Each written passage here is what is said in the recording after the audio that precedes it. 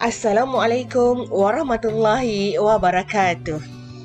Bertemu lagi dalam mata pelajaran Bahasa Melayu tahun 5. Tajuk kita pada hari ini ialah Sangkutu, kemahiran seni bahasa.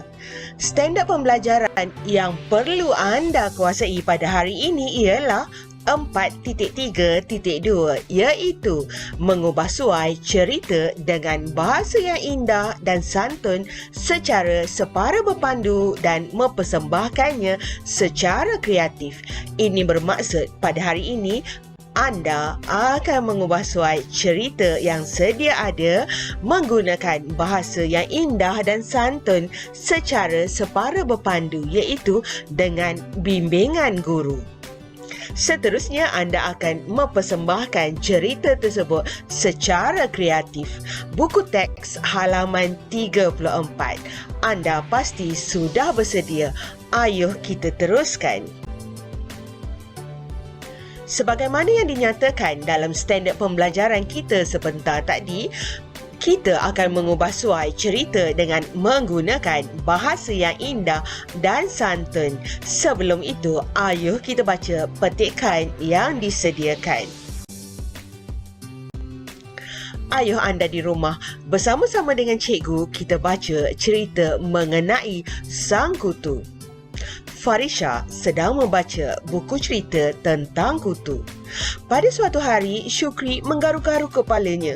Ibunya menyuruh Syukri mencuci rambut apabila mandi. Setelah mencucinya, kepala Syukri masih gatal dan dia berasa tidak selesa. Pada malam itu, "Wahai Sangkutu sekalian, bagaimanakah kamu boleh tiba di sini?" "Maaf, kami dari kepala kawan Syukri. Semasa di sekolah, Syukri menggunakan sikat rambut kawannya. Aku pun ikut sebab tempat tinggal asal aku terlalu ramai." "Wah, semakin ramai anggota kita. Mari kita jelajah ke kawasan yang luas bak lautan ini." Tiba-tiba, "Ayuh, lari sahabat! Syukri telah menyapu rambutnya dengan ubat kutu. Matilah kita. Telur-telur kita pun habis musnah. Aduh, aku tidak boleh bernafas. Cecair ini terlalu panas." Itulah cerita mengenai Sangkutu. Faham atau tidak? Faham ya? Menceritakan tentang Sangkutu yang menghisap darah di kepala Syukri. Bagaimanakah Syukri mendapat kutu? Ya, daripada sikat rambut kawan yang dipinjamnya. Kawannya itu ada kutu kan? Jadi, apabila Syukri merasa gatal, akhirnya Syukri pun menggunakan ubat kutu dan menghapuskan semua kutu sehingga mati. Ayuh kita lihat apa yang akan kita ubah suai. Arahan pada bahagian bawah buku teks anda ialah mengubah suai cerita dengan menggunakan bahasa yang indah dan santun. Kita nak menulis cerita mengenai apa ini ya? Ayuh kita lihat. Ya, ini merupakan bahan rancangan yang telah diberikan dalam buku teks anda yang mana anda harus menulis cerita mengenai sang pijak pula. Okey, sebelum kita menulis cerita mengenai sang pijat, tahukah anda fakta mengenai pijat? Tidak? Ayuh kita berkongsi fakta mengenai sang pijat. Pijat merupakan haiwan binatang yang mencari makanan pada waktu malam dan bersembunyi pada waktu siang. Waktu siang dia tidurlah kot. Di manakah mereka bersembunyi? Ya, mereka bersembunyi dalam rekahan dinding batu, celah-celah kayu, celah-celah tilam anda. Ada atau tidak? Cuba lihat sebentar lagi. Kita lihat apakah fakta lain untuk pijat. Sifat semula jadi pijat ialah gemar menghisap darah haiwan dan manusia. Pijat akan mencari mangsanya, terutamanya mereka yang sedang nyenyak tidur. Ada atau tidak lagi fakta mengenai pijat ya? Ada lagi. Pijat sangat cepat membiak. Seekor pijat betina akan menghasilkan 200 biji sepanjang hayatnya. Kalau 200 biji, maksudnya 200 ekor pijat lah kan? Banyak tu. Itu baru seekor pijat betina. Bayangkanlah kalau 10 ekor, 20 ekor. Tak tergambar banyaknya pijat. Ayo kita mulakan aktiviti mengubah suai cerita. Tertera pada skrin anda ialah petikan yang menceritakan tentang permulaan cerita Sang Kutu. Jadi, kita tukar sikit-sikit ajalah ya untuk petikan ini. Ayo saksikan. Pada suatu hari, cikgu tukar kepada pada suatu pagi. Syukri kita tukar nama menjadi Rizal. Menggaru-garu kepalanya kita tukar menjadi badannya. Ibunya menyuruh, cikgu tukar ibunya menegur. Perbuatan Rizal kita lari sikit daripada jalan cerita Sang Kutu. Dia memberitahu ibunya bahawa badannya sangat gatal. Setelah mandi, Rizal masih terasa gatal dan tidak selesa. Pada malam itu, ayo kita sambung. Sekarang kita lihat gambar yang pertama. Diberikan frasa sang pijat dari semak. Berdasarkan frasa yang diberikan ini, anda harus gunakan untuk menulis cerita mengenai gambar yang pertama. Tetapi jangan bimbang, cikgu akan bantu anda lebih sedikit. Cikgu akan tambahkan perkataan-perkataan yang boleh anda gunakan untuk menulis cerita mengenai gambar yang pertama. Ayo kita saksikan. Sang pijat dari semak telah diberikan dalam gambar kan? Cikgu tambah perkataan makanan, lapak dan frasa rumah tersebut. Berdasarkan frasa dan perkataan yang diberikan ini, ayo saksikan cerita mengenai gambar yang pertama. Sang pijat telah keluar dari semak untuk mencari makanan. Dia terlalu lapar. Tiba-tiba, jadi perkataan sang pijat ada, dari semak ada, makanan ada, lapar ada. Dan kita tambah perkataan tiba-tiba. Kenapa ada tiba-tiba? Kerana cikgu nak masukkan dialog untuk gambar yang pertama ini. Ayo kita saksikan. Dialognya, di sana ada sebuah rumah, tentu ada makanan untuk aku. Dan kita tulis ayat mengenai rumah tersebut. Sang pijat yang lapar terus menuju ke rumah tersebut. Maka lengkaplah cerita mengenai gambar yang pertama. Boleh. Jadi, cikgu nak anda gunakan panduan ataupun penerangan yang cikgu berikan untuk gambar yang pertama ini untuk anda menulis cerita mengenai gambar yang kedua, tiga dan yang keempat. Tapi sebelum itu, ayo kita saksikan yang seterusnya.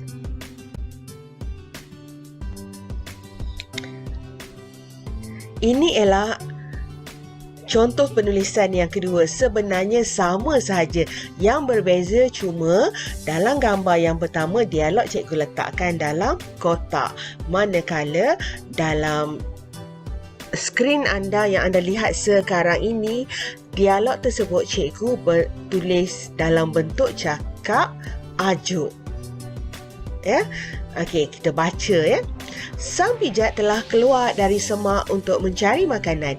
Dia terlalu lapar. Tiba-tiba di sana ada sebuah rumah.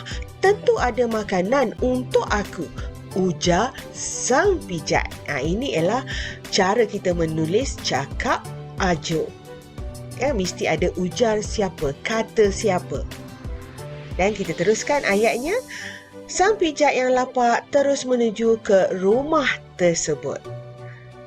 Jadi, cara ini lebih mudah untuk anda menulis dalam buku latihan. Anda boleh memilih sama ada untuk menulis menggunakan cara yang pertama ataupun menggunakan cara yang kedua ini. Mengikut keselesaan anda. Sekarang kita lihat pula gambar yang kedua, diberikan frasa hisap darah.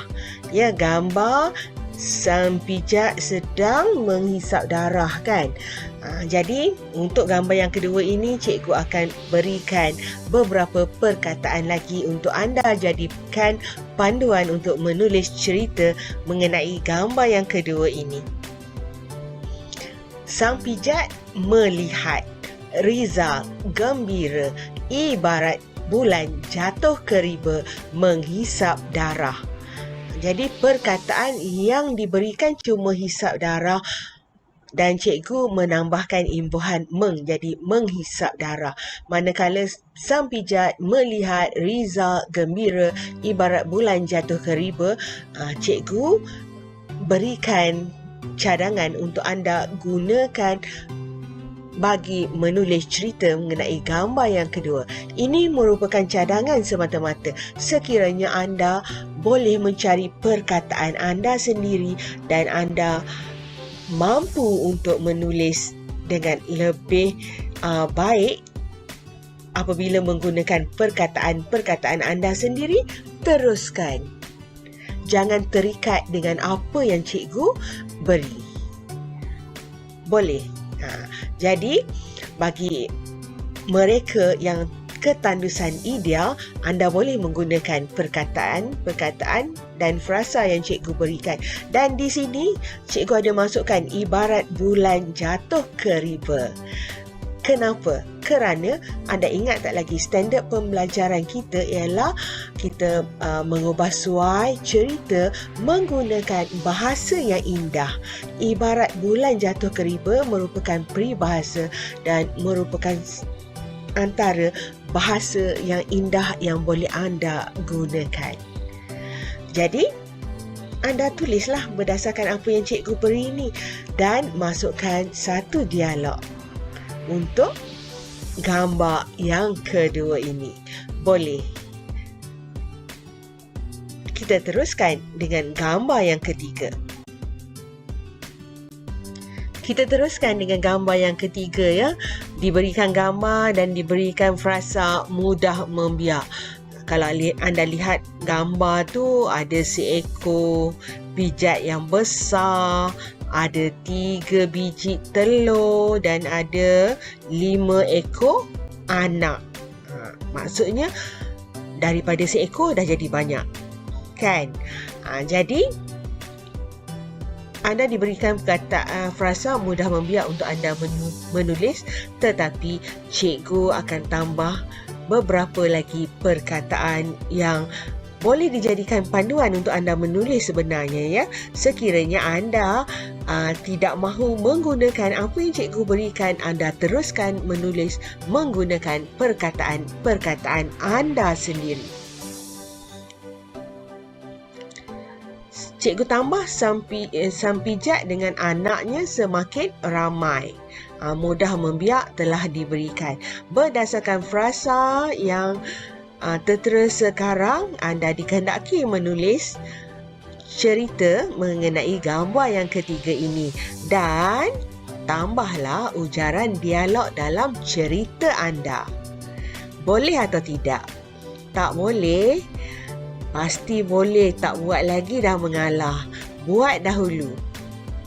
Jika tidak dapat, bertanyalah dengan cikgu. Cikgu akan menjawab soalan anda. Kita lihat gambar yang terakhir. Diberikan gambar dan diberikan frasa sang pijat mati. Nampak ada tangan yang menyembur sang pijat tu kan, menggunakan apa tu? Racun serangga. Jadi, cikgu tambah sedikit lagi perkataan untuk anda gunakan menulis bagi gambar yang terakhir ini. iaitu tuan rumah sedar menyembur racun serangga mati. Jadi berdasarkan frasa yang diberikan ini, anda tulislah cerita mengenai gambar yang keempat dan tambahlah dialog. Dialog anda boleh ubah sesuai daripada gambar cerita Sang Kutu tu kan, yang dia kata tak boleh bernafas, matilah kita kan. Anda cuba tukar sedikit ya. Boleh.